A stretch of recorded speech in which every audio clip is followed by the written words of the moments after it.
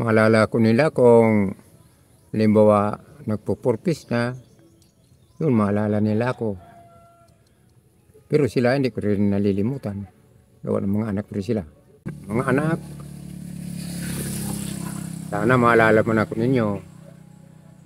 Tapos na kayo dyan sa pag-aaral nyo, bumisita mo lang kami sa bahay ko. Kayong panganay ko naman naroon sa Manila. Mark, sana maalala mo rin ako. Margie, maalala mo rin ang tatay mong matanda na. Mawa naman po kayo sa akin.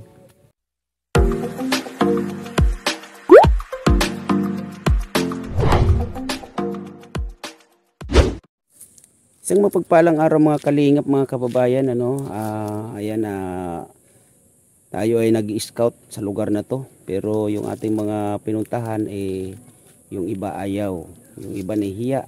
Oo. Inilapit sana sila sa atin. At ayun nga, nadaanan ko si tatay yung na-vlog natin, medyo matagal-tagal na, no. Nadaanan ko na medyo malungkot. Kaya kumustahin ko, alamin ko kung ano yung kanyang sitwasyon.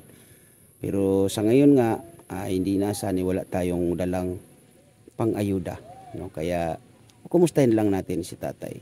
At maraming salamat, Sir Winnie, Miss Yay, Ate Ana Coroda, Ate Irene DB, sa inyong suporta. Yung kay Ate Ana Coroda, ay atin pong ibibigayan sa karapat-dapat pagbigyan.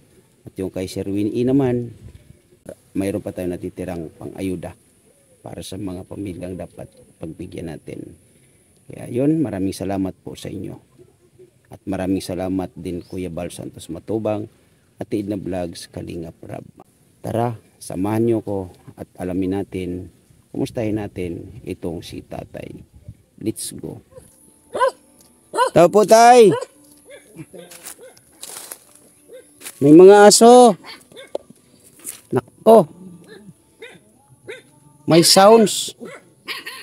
Good afternoon po. Good afternoon, tay. Kumusta?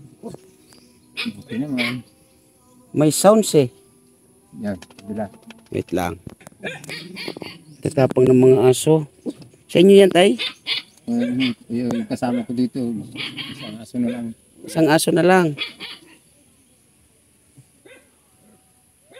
Kumusta ang buhay-buhay, tay?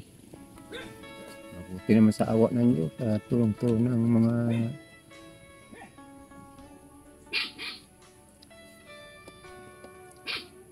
Medyo matagal-tagal tayong hindi nagkita, no? ito po. Mabuti na hindi nagtuloy yung masamang bata. Ito yung bahay ko tagilid na Ano yung masamang tay? Masamang balita sa bagyo? Yung bagyo nga. Malakas yung ating panalangin, hindi matuloy. So, kumusta naman yung sitwasyon mo sa ngayon, tatay? Kapunti. Sakit pa rin ng tuhod. Arthritis. So, isang kaliwang mata ko, hindi makakita. Hindi makakita. May katarata. So, kumusta yung mga anak mo, tatay? Nagkita na kayo o pumupunta sila dito? Minsan po pumunta dito. Noong pista dyan sa Mabinit. Punta rito yung dalawa kong anak. Ano naman ang pasalubong sa inyo?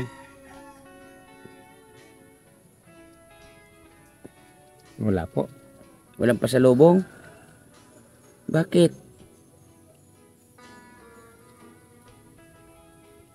Wala naman silang yung basta nagkita kami. Basta lang nagkita kayo. Ano naman yung sabi sa inyo? Kumusta kayo, tatay? Sabi ko, buti naman sa awa ng Diyos. Buhay pa rin. Di ba kayo dinala ng kunting bigas, kunting ulam, kunting... Wala po. Pista dyan noon sa TUN. Ay, yung nanay naman, nagpunta rito. Nagkapista na ng 28, noong April. Hindi naman nagpakita sa akin. Hindi nagpakita sa iyo. Pero gusto mo pang makita sana? Ayaw ko na po. Bakit? May asawa na siyang iba eh. Magkikita lang naman. Yun na, nakaupo sa tricycle, doon nakaharap. Mm. Siya pala yun, hindi ko naman na kilala kasi yung isa kong matang kaliwa hindi makakita. Mm. Ito namang isa, medyo malabo-labong konti. Mm. Pag napunta nga ako sa bayan, sakay ako sa tricycle. Mm. Yung iba nawa sa akin, huwag ka na magbayan, tatay. Sabi ko, salamat po. Anong naman ang ginagawa mo dun sa bayan? Minsan, nabili ako ng ulam, tuyo. Mm.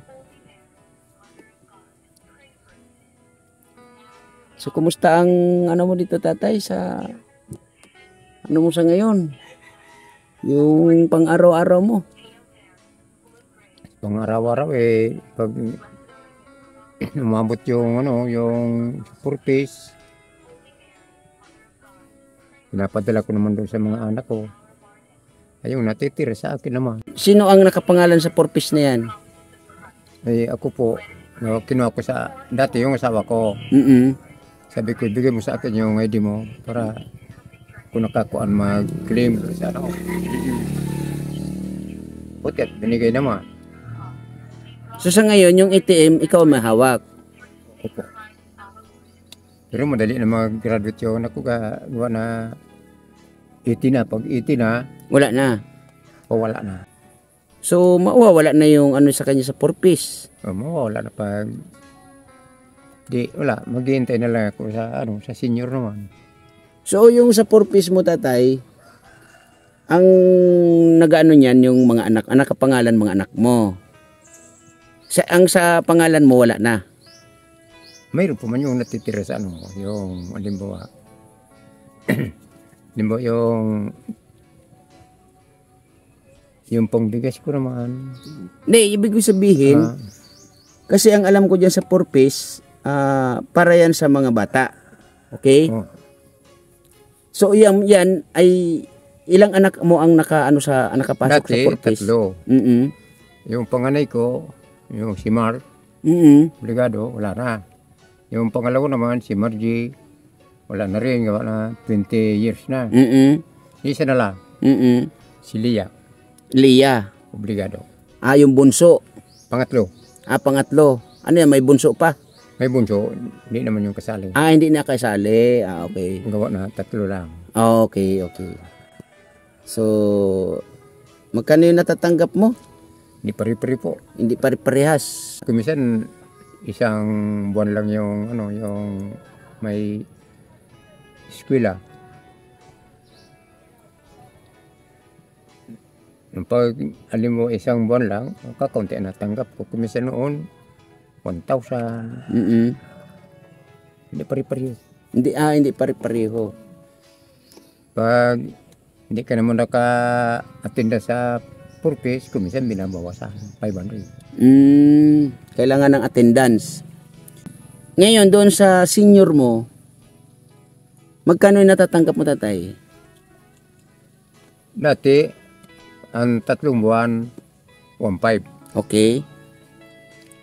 Ngayon, nung ginawa ng yung isang buwan, ginawa ng 1,000. Oo. Kaya lang, 6 na buwan kami pinakubra. 6 na buwan. So, sa loob ng 6 na buwan, ang matatanggap mo is 6,000. So, ikaw yun. Sa'yo yun. Ilan taon ka na sa ngayon? Pa-18 na po ako ngayong December 22. Mag-80 ka na. Ba? 18 years old. 80 years old. So, ano yung, ano yung sitwasyon mo sa mga anak mo? At ano yung sitwasyon nila sa iyo? Maalala ko nila kung halimbawa nagpo-purpose na, yun maalala nila ako. Pero sila hindi ko rin nalilimutan. Gawa ng mga anak ko rin sila. Okay. So, ibig sabihin, naalala ka nila pag meron ka. Pag wala ka,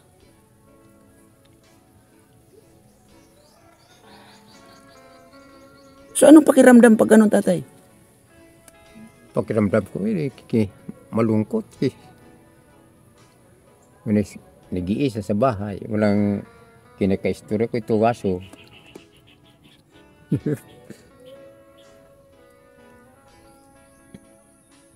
Mabuti naman yung ibang tao nawari sa akin. Kumisan, binibigyan ako ng bigas. O na hindi na ako makapagtrabaho ngayon, gawa na itong arthritis ko sa paa.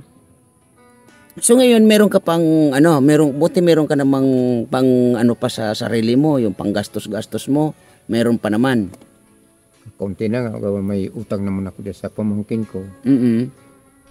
So kahit pa paano meron pa. Meron po naman konti.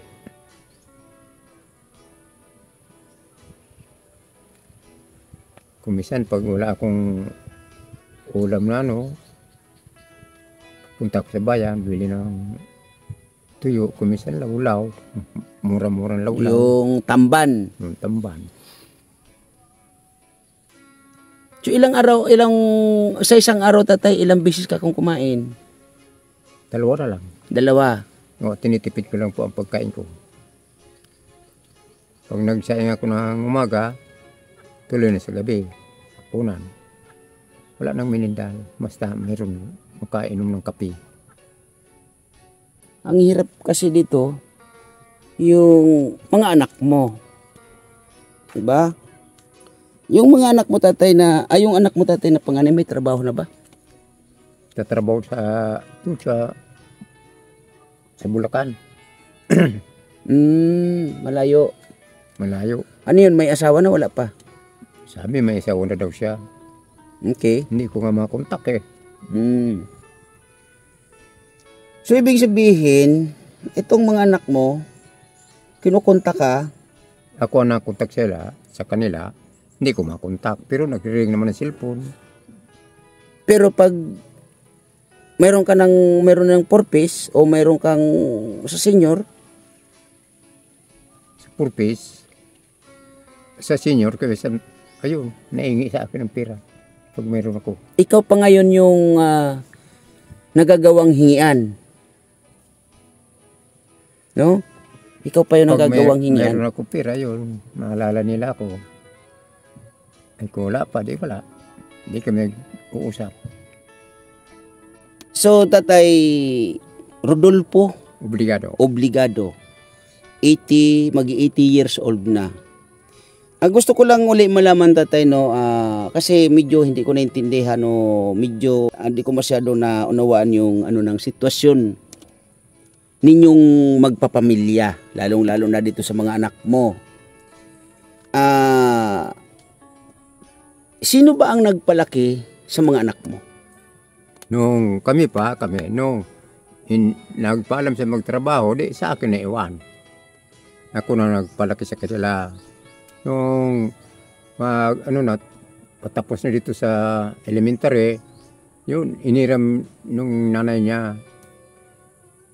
Sabi, babalik lang. Pero hindi na magpunta dito yung nanay niya dyan sa bayan. Eh, nagpunta sila. Sabi ko, babalik po ba kayo? Opo. Hindi na nagbalik noon. Ano yun, itong nanay nila may asawa na noon, wala pa? Meron na. Yan sa Proviner. Okay. San Rafael Pilar. Ilang taon na iniwan ni misis mo itong mga anak mo o mga anak ninyo sa iyo, sa piling mo? 2015. 2015. Anong taon naman niyang kinuha o hiniram ka mo ang mga anak mo, mga anak ninyo? Hindi ko na matandaan yan yung gawa na elementary sila. Ay, yung pangalawa, nag-aral pa dito sa vocational si Margie. Nagpunta naman doon sa nanay niya nung grade 10 na siya. Doon na siya nag-transfer siya sa San Rafael Pilar.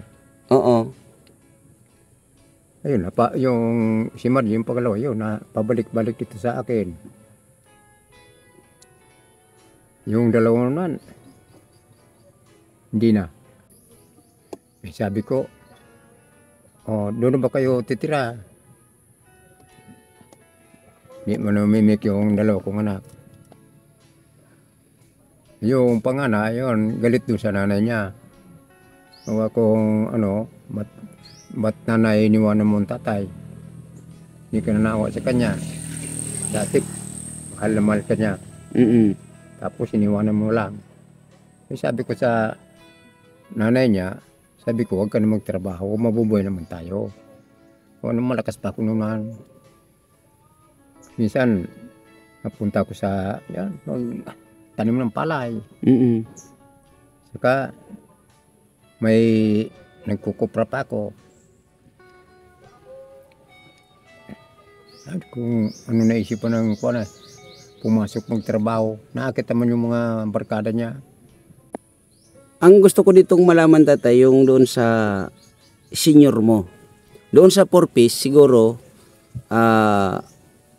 hindi na natin anuhin yun kasi pangalan nga nila yon, ano. Doon sa senior kasi, sa'yo yun, di ba? Hindi naman sa ipinagkakait kasi yung sitwasyon mo sa panahon na ganito, lalo na ito yung tirahan mo, ikaw mag-isa dito. Para sa akin lang, tatay, no, suggestion ko, yung sa senior mo, dapat ikaw nagkikinabang nun. Diba? Kasi 6 months ka mo bago ka tumanggap. Dapat ilalaan mo yon sa iyong sarili. Kasi doon nga sa kwento mo na naalala ka ng mga anak mo pag mayroon ka. Pag wala ka, hindi ka nila naalala. Tama. So ngayon ang ano mo, tatay, para sa akin, yung matatanggap mo doon sa pag-senior mo or sa senior mo, ilaan mo sa sarili mo. Bumili ka ng mga kailangan mo dito sa bahay, bigas, ano yung ulam dyan, may mga dilata dyan na mabibili, itabi mo yung konting pera mo. May bisyo ka ba, tatay? Hindi po ako nagbibisyo. Walang sigarilyo. Noon, nagsisigarilyo, inalis ko na pagsigarilyo. Sa alak, tatay, Hindi na ako dyan bumibili po. hindi na rin. Pero kaya mo pang mag-inom ng alak. Minsan po, ayaw ko na eh. Bakit? Nakakalasing po. Nakakalasing. Pero yun ang tama, tatay, no? Kung ano yung meron sa'yo, may konting pera ka, dapat ilaan mo sa pagkain mo. Kasi sa edad mo na ganyan, mag-iiti ka na kamo at wala kang kasama dito sa bahay na to, ilaan mo na lang sa sarili mo kung ano yung natatanggap mo diyan sa senior mo. Okay? Wag mo na lang ilaan sa ibang kung ano paman. Kasi hindi naman sa lahat ng panahon ay magiging okay ka, malakas ka, o kaya mong gumalaw, kaya mong ganito ganyan. Hindi yun sa lahat ng oras, tatay. Kailangan meron kang kahit papaano konting pera na naipon. Ang importante kasi sa'yo dito yung pang-araw-araw mo.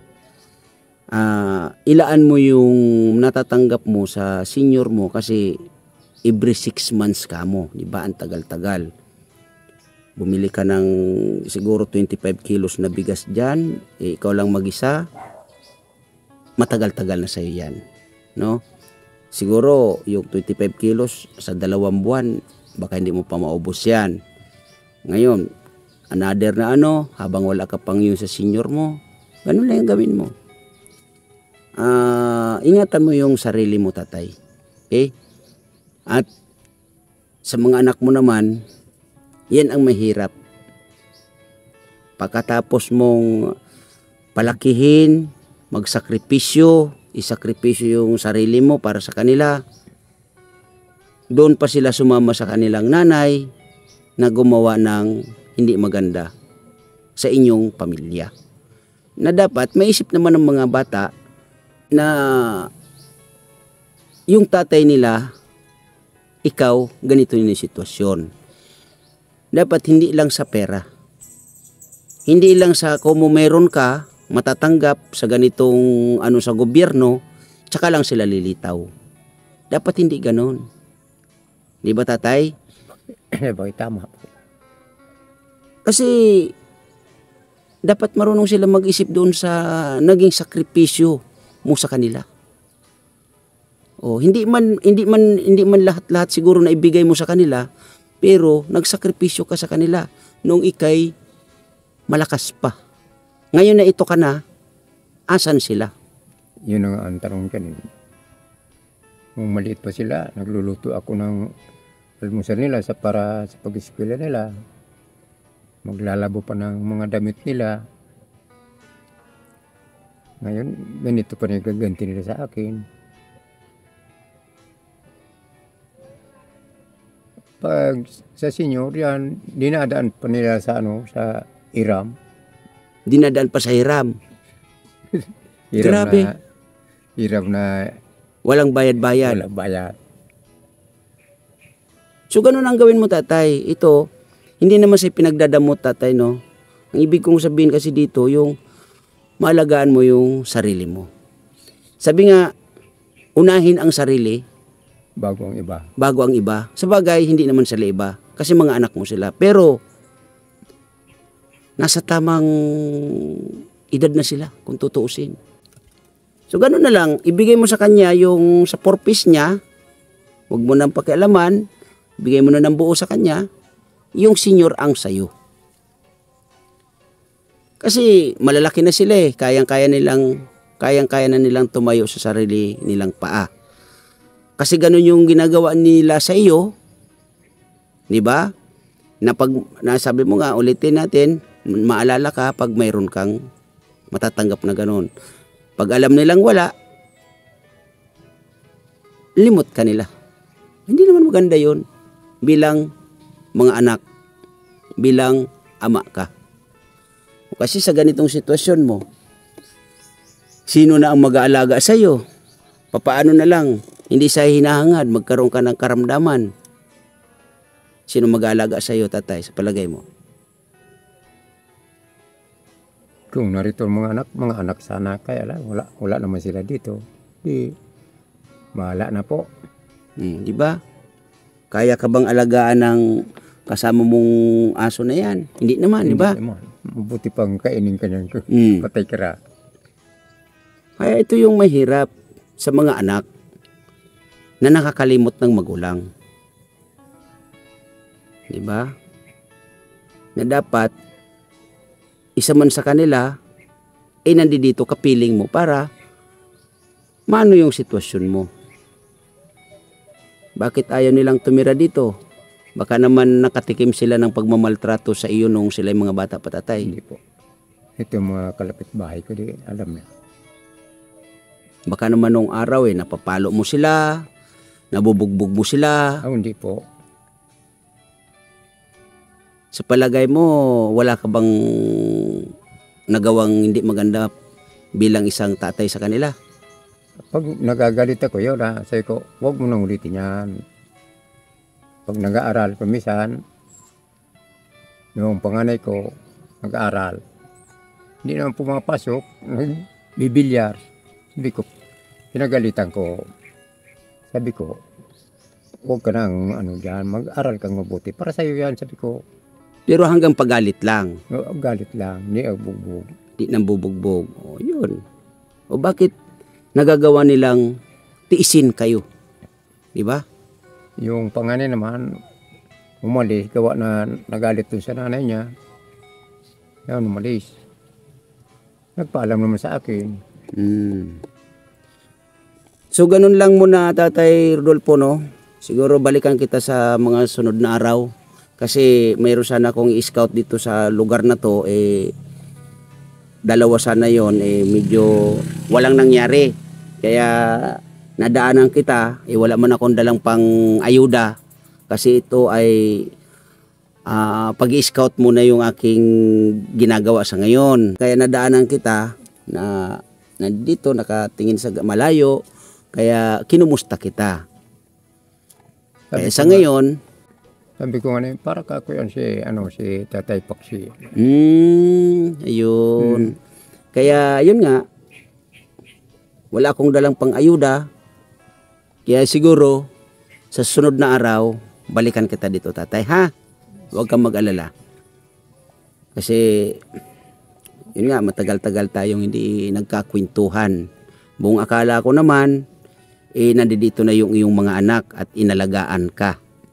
Yun pala, ito pa yung balita na mga karating sa akin. Na kung kailan meron ka, tsaka sila magpaparamdam. Pag wala ka, wala silang paramdam. Sana all, di ba? Anong panawagan mo sa kanila, tatay? Sabi ko, mga anak, sana maalala mo na ako ninyo. Tapos na kayo dyan sa pag-aaral nyo, bumisita mo lang kami sa bahay ko.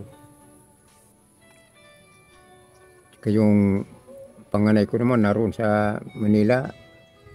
Mark, sana maalala mo rin ako. Margie, maalala mo rin ang tatay mong matanda na. Mawa naman po kayo sa akin. Kasi salamat na po. So, ganun lang tatay Rodolfo ba? Po. So, ganun lang tatay Rodolfo. Balikan kita sa sunod na araw ha. Kasi yun nga ulitin ko ay ang aking ano sa ngayon is pag-scout. Nadaanan kita at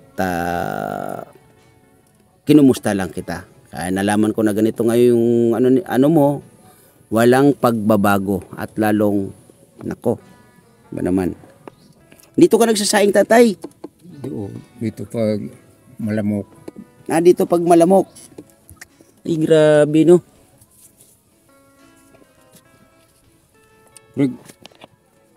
Grabe yung ano ni tatay dito sitwasyon.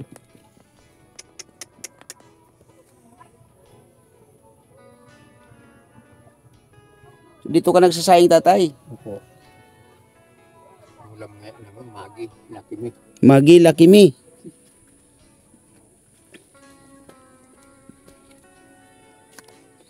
Yan, maraming salamat. Unang-unang Kuya Bal Santos Matubang, Ate Edna Vlogs, Kalinga Prab. At shout out sa lahat ng ambassador, Ambassador Kalinga Puse, Ambassador J. Morillo Vlogs sa kanyang deputy, Kalinga Lydia. At shout out Ambassador Mikta sa kanyang deputy, Agnes. Shout out Ambassador Joey Dagrit at sa iyong deputy. Maraming salamat po sa mga tumutulong sa ating YouTube channel at lalong-lalo na sa mga nag-sponsor sa atin. Unang-una, Ate Lorin Nimoto, Ate Irene DB. Maraming salamat din po sa iyong tulong. Maraming salamat din Miss Yay sa iyong tulong, no?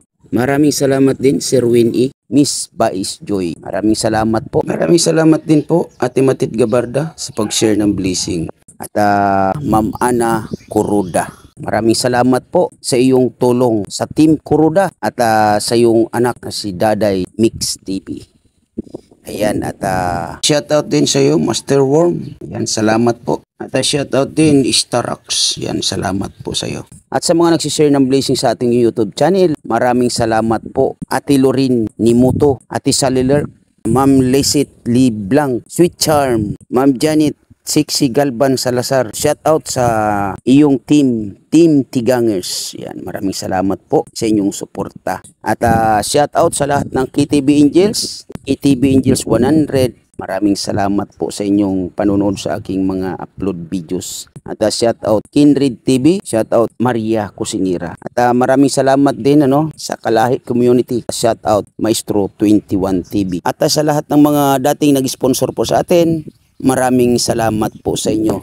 Hindi ko po kayo makakalimutan. Hindi ko na po kayo maisa-isa sa mga nanonood at talagang active sa aking mga upload videos. Ate Doldo Mondon, Ate Susan Arthur, Ate Lily Hobilla, Ate Angelita Akaw, Mamsi Channel, Ate Inday PB, Ate Inday Siba, Daddy Aris, Ate Malong Queen. Yan, maraming salamat po. Maraming salamat din po Ma'am Jean Stordiban. Salamat po sa inyong panunood. At ayan, maraming salamat din sa lahat ng mga dating subscribers natin, mga bagong subscribers natin, mga bagong kaibigan natin, mga dating kaibigan natin na talagang nandoon sa ating mga upload videos, Maraming salamat po sa inyong lahat. At sa mga OFW natin mga kababayan, lagi po kayo mag-iingat, no? Kung saan man po kayo naroroong mga bansa, no? Maraming salamat sa lahat, sa mga dumadaan sa aking premiere, sa mga nag-stay sa aking premiere. Maraming salamat po sa inyong lahat. Ingat po tayo palagi and God bless po sa atin lahat. Bye-bye! Ingat po tayo palagi.